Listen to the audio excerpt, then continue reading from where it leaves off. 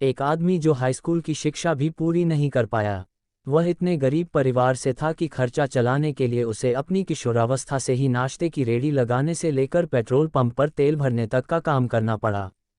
ऐसे लड़के ने जब एक वृद्ध के तौर पर दुनिया को अलविदा कहा तो उसकी संपत्ति का मूल्य 62,000 करोड़ रुपए से भी ज्यादा था। अगर आप अब भी इस शख्सियत को नहीं पहचान पाएं तो हम बात कर रहे हैं धीरूभाई अंबानी की। एक ऐसा सफल चेहरा जिसने हर एक गरीब को उम्मीद दी कि सफल होने के लिए पैसा नहीं नियत चाहिए। सफलता उन्हीं को मिलती है जो उसके लिए जोखिम उठाते हैं। धीरूभाई ने बार बार साबित किया कि जोखिम लेना व्यवसाय का नहीं आगे बढ़ने का मंत्र है। शुरुआती जीवन 28 दिसंबर 1932 को गुजरात के जूनागढ़ के छोटे से गांव चोरवाड़ में धीरजलाल हीरालाल अंबानी का जन्म हुआ। पिता गोवर्धनभाई अंबानी एक शिक्षक थे। माता जमनाबेन एक सामान्य गृहिणी थी। धीरूभाई के 4 भाई बहन और थे। इतने बड़े परिवार का लालन पालन करना अध्यापक गोवर्धनभाई के लिए सरल काम न था। एक समय ऐसा आया कि आर्थिक परेशानियों की वजह से धीरूभाई को पढ़ाई बीच में ही छोड़नी पड़ी और उनकी स्कूली शिक्षा भी अधूरी रह गई। पिता की मदद करने के लिए धीरूभाई ने छोटे मोटे काम करने शुरू कर दिए।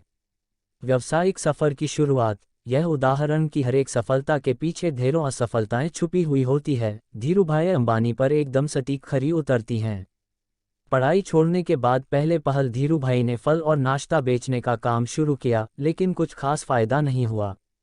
उन्होंने दिमाग लगाया और गांव के नज़दीक स्थित धार्मिक पर्यटन स्थल गिरनार में पकोड़े बेचने का काम शुरू कर दिया। ये काम पूरी तरह आने वाले पर्यटकों पर निर्भर था, जो साल के कुछ समय तो अच्छा चलता था, बाकी समय इसमें कोई खास लाभ नहीं था। धीरूभाई ने इस काम को भी कुछ समय बाद बंद कर दिया। बिजनेस में मिली पहली 2 असफलताओं के बाद उनके पिता ने उन्हें नौकरी करने की सलाह दी। नौकरी के दौरान भी बिजनेस। धीरूभाई के बड़े भाई रमणीक भाई उन दिनों यमन में नौकरी किया करते थे। उनकी मदद से धीरूभाई को भी यमन जाने का मौका मिला। वहां उन्होंने शेल कंपनी के पेट्रोल पंप पर नौकरी की शुरुआत की और महज 2 साल में ही अपनी योग्यता की वजह से प्रबंधक के पद तक पहुंच गए। इस नौकरी के दौरान भी उनका मन इसमें कम और व्यवसाय करने के मौक़ों की तरफ ज़्यादा रहा। उन्होंने उस हर एक संभावना पर इस समय में विचार किया कि किस तरह वे सफल बिजनेसमैन बन सकते हैं। 2 छोटी घटनाएं बिजनेस के प्रति उनके जुनून को बयां करती हैं।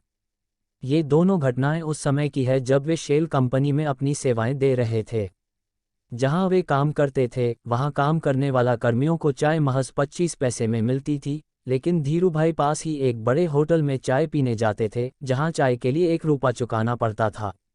उनसे जब इसका कारण पूछा गया तो उन्होंने बताया कि उसे बड़े होटल में बड़े बड़े व्यापारी आते हैं और बिजनेस के बारे में बातें करते हैं। उन्हें ही सुनने जाता हूं ताकि व्यापार की बारीकियों को समझ सकूं।